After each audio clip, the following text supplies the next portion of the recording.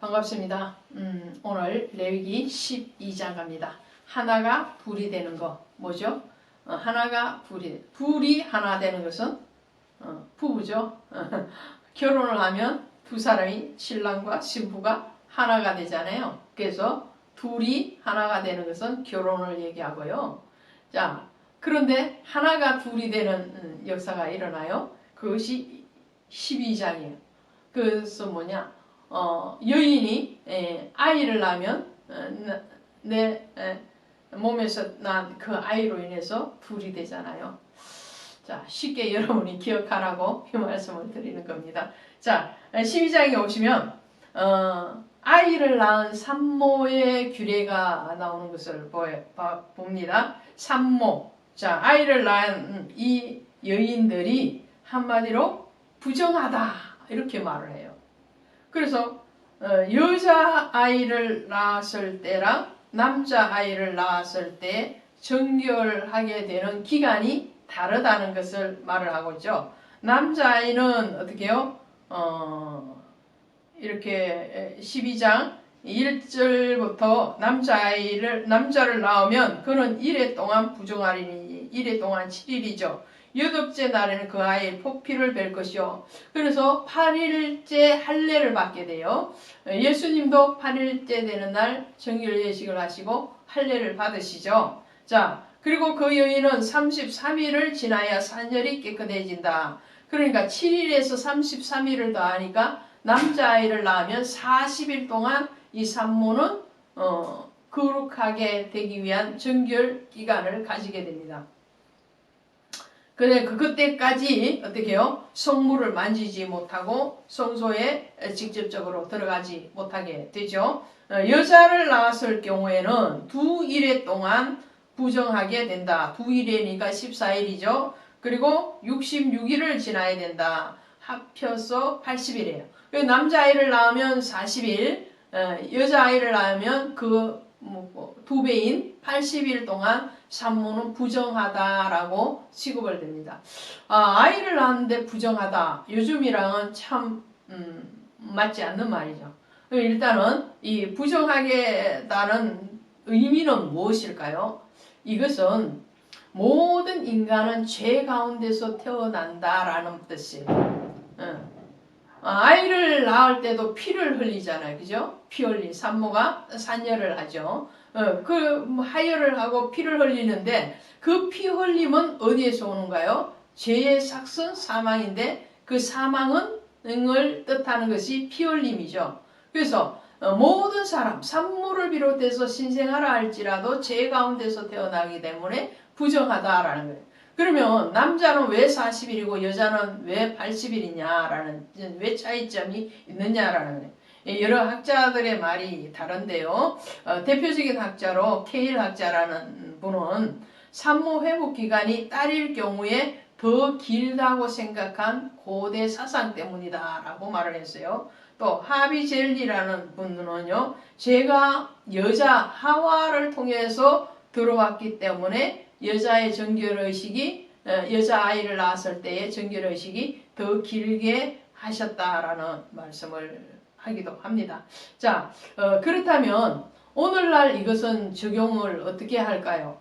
오늘날 2020년 한국의 출산율을 보니까요. 0.84명이에요. 가임기에 있는 여성을 대상으로 출산율을 평균을 내어보니까 0.84명. 그러니까 1인당 1명도 출산하지 않는 세대가 됐어요. 이것이 2040년 정도 되면 0.73명으로 도로 내려간다고 그래요. 더 내려가요. 그래서 지금은 인구 절벽의 시대다.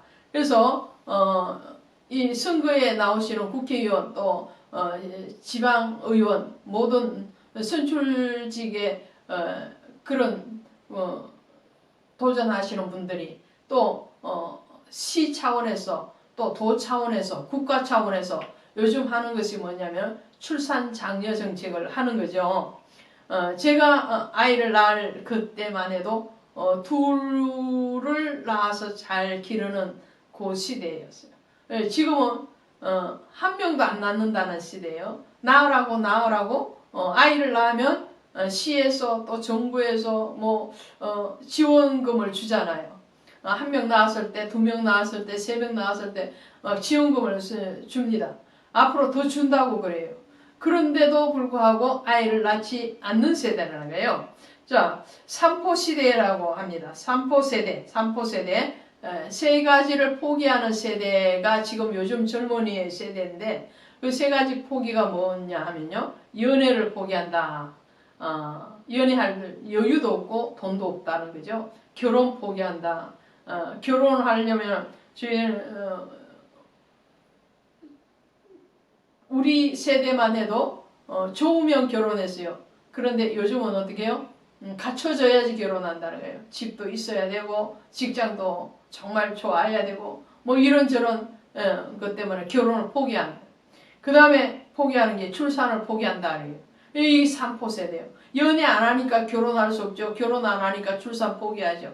또 연애하고 결혼해도 출산 안 한다는 거예요. 자기들 직장 생활을 해야 되고 즐겨야 되고 또 아이를 낳아서 그 뒷바라지 하는데 드는 비용을 생각을 하면 출산을 할 수가 없다는 거예요. 요즘은 M4 세대라고 그래요. M4 세대. 이 세 가지뿐만 아니라 더 포기되어지는 게 뭐예요? 주택, 집 사는 거 포기, 그 다음에 취업 포기, 여러 가지 포기가 자꾸 늘어나는 그런 세대를 살고 있어요. 이런 오늘날의 이 시점에 보면 12장에서 아이를 낳은 산모가 부정하다라는 것이 현실적으로는 맞지 않죠. 부정한 게 아니고 이제는 누가 옆집에서 임신했다 그러면 박수 쳐줘야 돼. 우리 딸이 결혼할 나이가 됐는데 아직 미혼인데 딸 친구들이 결혼을 해서 지금 임신 소식이 들려오거든요. 그저께도 딸 친구 하는 사람이 임신을 했다는 말을 들었어요. 근데 제가 막 가슴이 뛰는 거예요.